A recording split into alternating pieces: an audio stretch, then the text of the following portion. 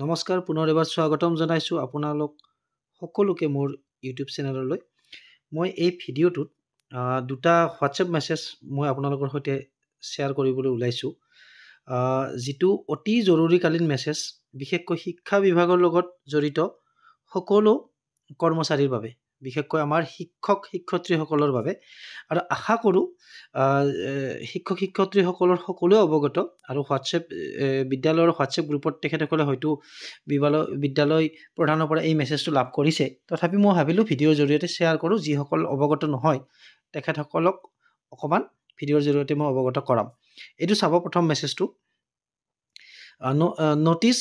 Notice দিছে এইখন। All CRCCs ensure tomorrow 100% attendance of teachers and students in Shiksha Setu portal.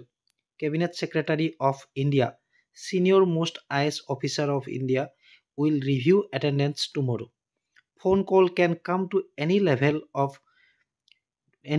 for defaulters from MD sir directly. মানে কৈছে যে অহাকালি শিক্ষা সেতু পৰ্টেলত আমি সকলোৱে জানো শিক্ষকসকল আৰু বিদ্যালয়ত কৰ্মৰত অন্য কৰ্মচাৰীসকলৰ লগতে সকলো ষ্টুডেণ্টৰ মানে এটেণ্ডেঞ্চ দিয়াৰ ব্যৱস্থা অসম চৰকাৰে কৰিছে।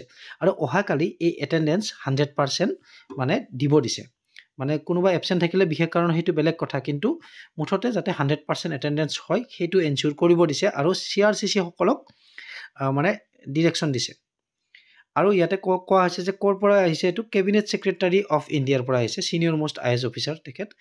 আৰু লগতে কৈছে phone call can come to any level of defaulters, মানে কোনোবা যদি মানে এবচেণ্ট থাকে বিনা কাৰণত, বা ধৰক CLৰ ক্ষেত্ৰত তেনেকুৱা কোনোবাই যদি কেজুৱেল লিভ নলয়, তেখেতসকলৰ হয়তো MD ছাৰৰ পৰা ডাইৰেক্টলি ফোন কল আহিব পাৰে। ইয়াতে লেখা আছে যে ফোন কল কেন কাম ডাইৰেক্টলি বুলি লিখা আছে, ঠিক আছে। আৰু মই এইখিনি মাজতে আৰু এটা অন্যান্য বিষয়ৰ ওপৰত অকণমান মন্তব্য ৰাখিব খুজিছোঁ। বিভিন্ন হোৱাটছএপ গ্ৰুপত শ্বেয়াৰ হৈছে, ইউটিউবতো পালোঁ যে CL ল'ব নোৱাৰে বা আৰ্ণ লিভ ল'ব নোৱাৰে, ইলেকশ্যনৰ অধিসূচনা জাৰি হৈ গৈছে। কিন্তু সেই যিখন নটিচ আছে সেইখন আচলতে অন্য কৰ্মচাৰীৰ কাৰণে নহয় বা বিদ্যালয়ৰ শিক্ষক শিক্ষয়িত্ৰীৰ কাৰণে নহয়, সেইখন এডমিনিষ্ট্ৰেটিভৰ লগত জড়িত হৈ থকা যিসকল মানে ব্যক্তি আছে বা যিসকল কৰ্মচাৰী আছে, বিশেষকৈ ইলেকশ্যনৰ লগত জড়িত হৈ থকা এডমিনিষ্ট্ৰেটিভৰ, তেখেতসকলৰ কথা কোৱা হৈছে এইখনত। এতিয়া চাব, এইটো মেছেজ মই আপোনালোকৰ সৈতে শ্বেয়াৰ কৰিলোঁ, ঠিক আছে। এতিয়া নেক্সট মই আৰু এটা মেছেজ আপোনালোকৰ সৈতে শ্বেয়াৰ কৰিব খুজিছোঁ, আপোনালোকে চাব।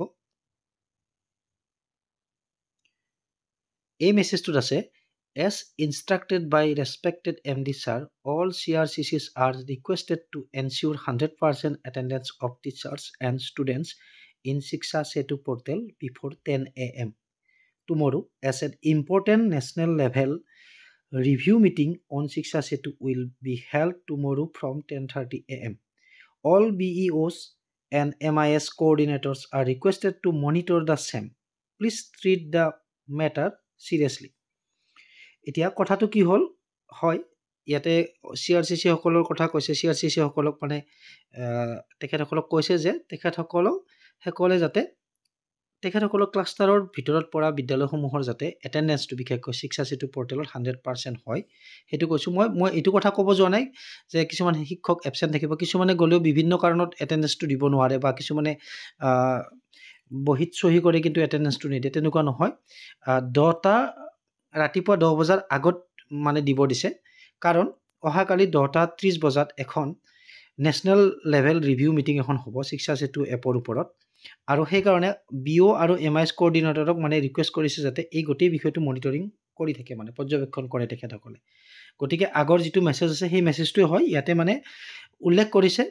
আমি কাৰণটো অকণমান গম পালোঁ, কাৰণ 10:30 এখন মিটিং হ'ব শিক্ষা সেতুৰ ওপৰত। গতিকে সেইদিনা যদি এবচেণ্ট বহুত থাকে বা মানে ফলপ্ৰসূ হোৱা বুলি যদি মানে নাহে, 30% ধৰক এটেণ্ডেঞ্চ হয় অল আছামত, গতিকে এইটো এটা বেয়া কথা। সেইকাৰণে 10 AM আগত মেক্সিমাম, অকল টিচাৰৰ কথা কোৱা নাই, ষ্টুডেণ্টকো দিব দিছে ইয়াতে এটেণ্ডেঞ্চটো মানে মুঠতে দিব লাগে। সেইকাৰণে অতি জৰুৰীকালীন বুলি মই ভাবিলোঁ আপোনালোকৰ সৈতে ভিডিঅ'ৰ জৰিয়তে শ্বেয়াৰ কৰোঁ।